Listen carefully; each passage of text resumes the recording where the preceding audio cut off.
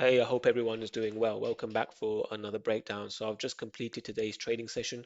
Before I give you the breakdown, please like and please subscribe. This is imperative for the channel to grow. Without the support, there's no point me even doing these live streams and also these breakdowns as well. So I would really appreciate it if I could get that support.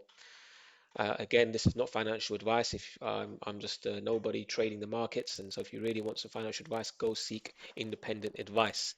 So the outlook for today was that I really wanted the price to come down to the new week opening gap on ES and NQ and create some kind of reversal pattern.